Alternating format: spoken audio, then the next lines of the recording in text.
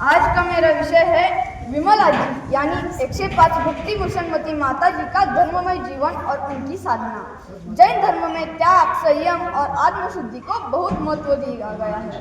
क्या मनुष्य अपने जीवन में मोह, माया और कर्मों के बंधन से मुक्त होकर सच्ची शांति और आत्मशुद्धि प्राप्त कर सकता है? यही प्रश्न हमें संलेखना की घनता और महत्व की ओर ले जाता है।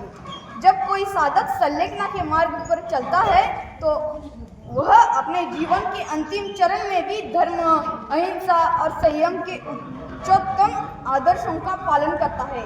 इस पवित्र साधना के उद्देश्य केवल शरीर का त्याग नहीं बल्कि अपने कर्मों को शुद्ध करना और आत्मा को मुक्त करना है। संलेखना हमें यह सिखाती है कि वास्तविक सुख और मुक्ति शरीर में नहीं बल्कि आत्मा के संयम और शुद्धि में निहित है।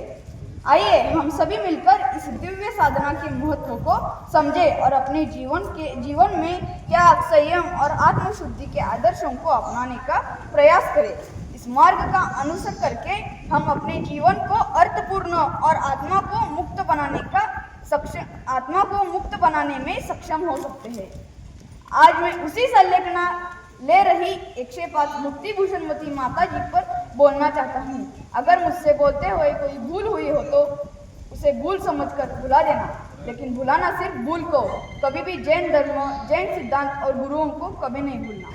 परम पूज्य 108 आचार्य कुलरत्न भूषण महाराज जी को त्रिवार नमोस्तु, माता जी को वंदनी और सभी को जय जिनेंद्र। आज मुझे यहाँ बोलने का सौभाग्य मिला, यह मेरे लिए गर्व की बात है।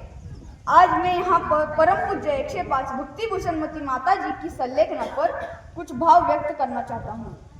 विमल अव्वा का पूरा नाम श्री विजया बापू दनाने। उनका जन्म 1 जून 1949। उनके पूर्वाश्रमी के पति का नाम स्वर्गीय बापू अप्पा दनाने। वो माजी सैनिक थे। 1965 के लड़ाई में सम्मिलित थे। माता जी को 3 भाई और 7 बहनें थी। उनका मायका और ससुराल उमड़वाड़ी था और उनको 2 बेटे और 1 बेटी है। विमल अव्वा का पूरा जीवन धर्म, साधना और संयम का एक सुंदर उदाहरण रहा है। उन्होंने हमेशा स्वयं धर्म का पालन किया, शास्त्रों का अध्ययन किया और आगम के अनुसार अपना आचरण रखा। उन्होंने केवल धर्म के बारे में कहा नहीं बल्कि अपने जीवन के आचरण से समाज को धर्म क्या है यह समझाया। विमल अव्वा यानी वर्तमान में बनी 105 भक्ति भूषणमती माता जी ये एक शिक्षिका थी। वो हमेशा अपना काम पूरे दिल से करती थी। उन्होंने धीरे धीरे कर एक प्रतिमा बढ़ाई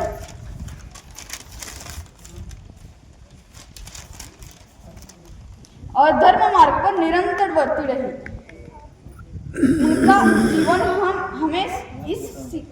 हमें यह सिखाता है कि सच्चा धर्म बोलने से नहीं आचरण से प्रकट होता है। उनके पति मिलिट्री में थे और वो अकेले अपने परिवार का ध्यान रखती थी और स्वाध्याय करती थी और जो भी प्रश्न उन्हें पड़ता उस प्रश्न के उत्तर स्वयं शास्त्र को पढ़कर उससे खुद समझती थी और सबको समझाती थी और हर किसी की मदद करती थी। उनसे हो सके उतना मदद करती थी। किसी का एडमिशन का हो, परिस्थिति ना हो तो भी किसी से मदद लेकर उन बच्चों को आगे बढ़ने की प्रेरणा देती। उन्होंने बहुत कार्य किए हैं लेकिन वो किसी को बताती नहीं थी। विमल अव्वा का एक विशेष गुण यह है कि वे किसी से धर्म के अलावा बात नहीं करती थी।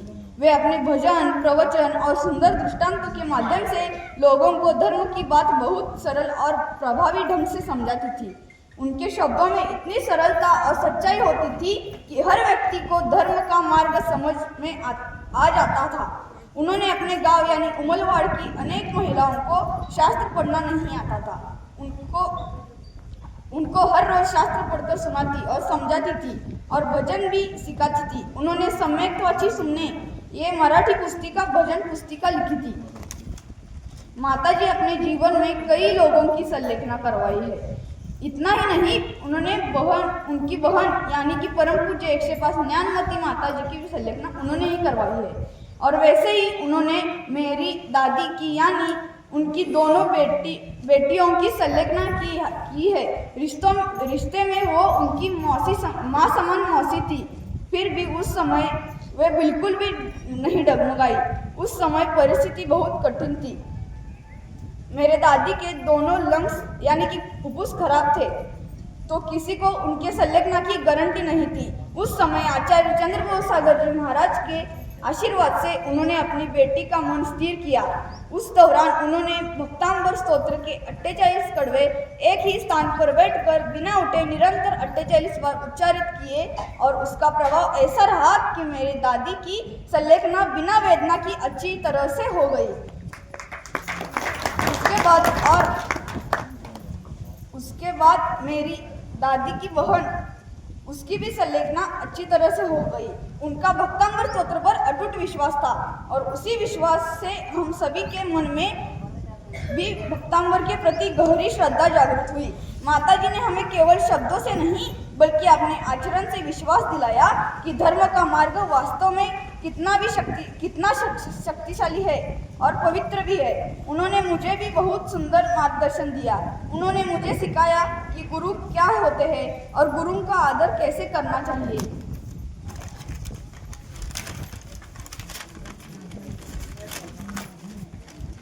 आज यदि मैं माताजी के बारे में कितना भी बोलने लगूं तो वो कम ही है, क्योंकि उनका जीवन ही प्रेरणा है। माताजी के अपने गुरु के प्रति बहुत गहरी श्रद्धा थी। विशेष रूप से परम पूज्य 108 आचार्य कुलरत्न भूषण महाराज जी के प्रति उनकी भक्ति अत्यंत गहरी थी। उनकी भक्ति के कारण ही उन्हें भक्ति भूषणमती माताजी नाम दिया गया है। माताजी की भक्ति केवल एक ही गुरु तक सीमित नहीं रही, बल्कि सभी गुरुओं के प्रति उनका आदर और श्रद्धा समान थी। माताजी ने अपने गृहस्थ आश्रम के पति स्वर्गीय बापू अप्पा दना ने इनकी भी संलग्ना तीर्थ क्षेत्र में करवाई और उस समय भी वे बिल्कुल भी विचलित नहीं हुई। आचार्य श्री जी के सानिध्य में यही हरिंगड़ी के क्षेत्र में बहुत सुंदर और शांतिपूर्वक हुई और आज वर्तमान में भी माताजी की संलग्न पूर्वक समाधि साधना कर रही है। यह साधना हरिंगड़ी तीर्थ क्षेत्र में आचार्य श्री कुलरत्न भूषण महाराज जी, मुनि महाराज, आरिका और श्रावक श्राविकाओं के सानिध्य में चल रही है। आचार्य श्री स्वयं उनके मन को स्थिर और शांत बनाए रखने का प्रयास कर रहे हैं और माताजी भी अत्यंत सुंदर और शांत भाव से संलग्ना साधना कर रही है। आचार्य श्री कुलरत्न भूषण महाराज जी का व्यक्तित्व भी अत्यंत प्रेरणादायी है। वे हमेशा स्व साधना में लीन रहते हैं। वे छोटे बड़े सभी को प्रेम पूर्वक मार्गदर्शन देते हैं। उनके सानिध्य में बैठते ही मन को शांति और स्थिरता का अनुभव होता है। ऐसा लगता है मानो यहाँ प्रत्यक्ष समूह शरण की रचना हो गई है। उनकी करुणा, उनकी साधना और उनका मार्गदर्शन सभी के जीवन को दिशा देने वाला है।